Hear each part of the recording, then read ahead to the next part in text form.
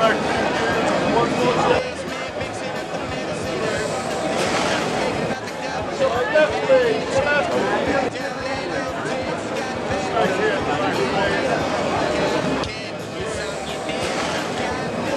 tremendous artist, Bob Dylan, someone I look up to hugely. Someone who was as impactful in the United Kingdom as he was in the United States, and somebody who was a dream to play, dream to learn his worldview. And it's something I hope, I'm excited to see young faces like myself in the crowd, because I want this to be a bridge to this kind of music, So very happy for everyone here, and I'm happy this movie's finally coming out in the UK. As an actor's director, I hope you see it in A Complete Unknown. You definitely see it in Girl Interrupted, and I was hoping that was gonna happen. Logan, Walk the Line, Indiana Jones. So I can rip a harmonica now.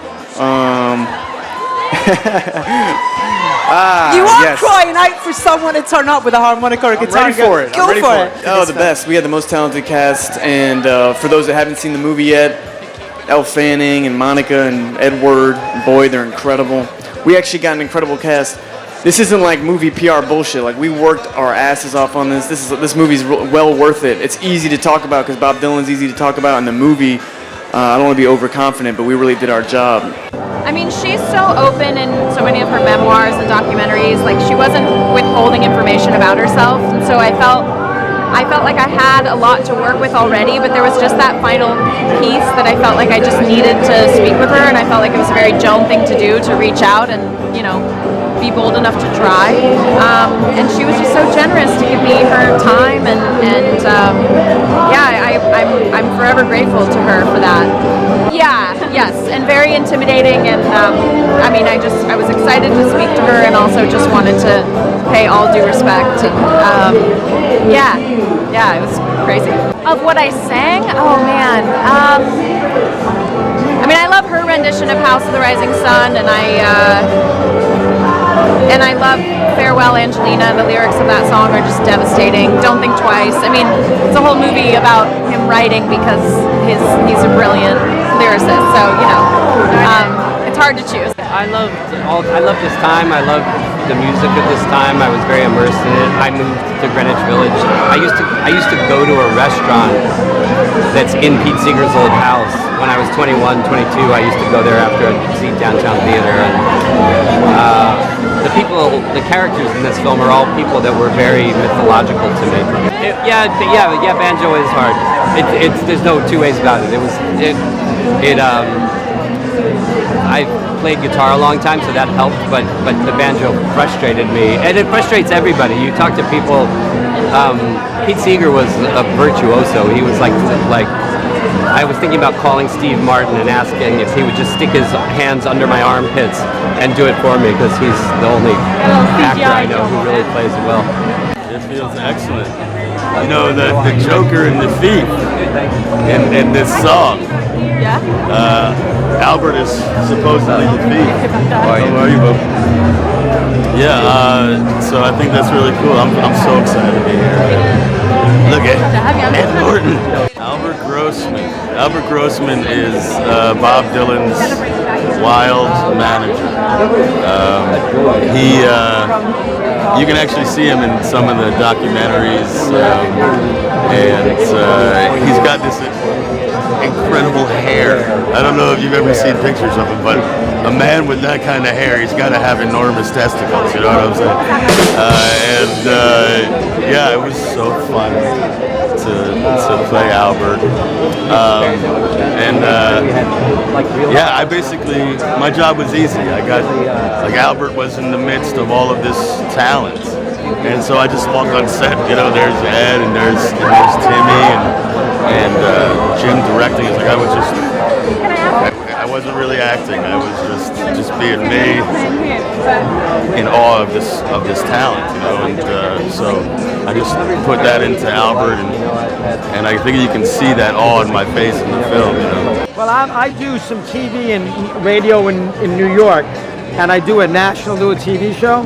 And I've been talking about this movie for 6 months, and I screamed and yelled January 2nd, how I somehow didn't get a ticket to the premiere in New York.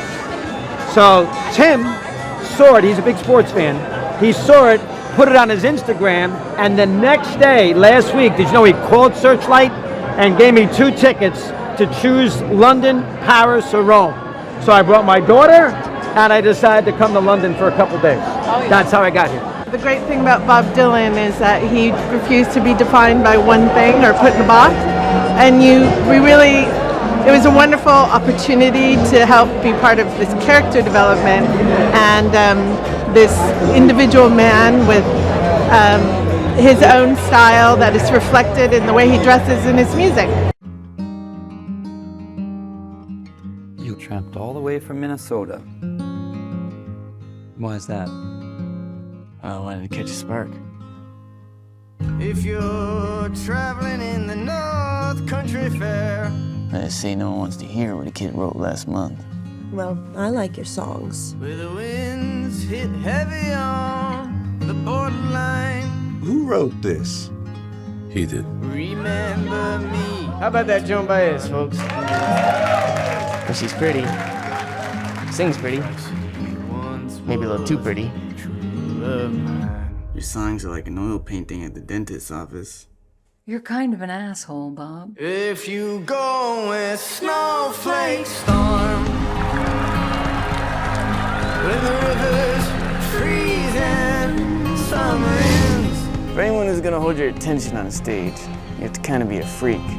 You can be beautiful or you can be ugly, but you can't be plain. To keep her from the howling winds. When's the new album out? Soon.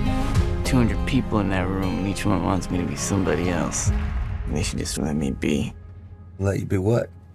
Whatever it is they don't want me to be. I hear Bob is playing electric. Not on our stage, he isn't. Once upon a time, you're just so fine. They just want me singing Blowing in the Wind for the rest of my goddamn life. Then you Well, this is gonna piss some people off.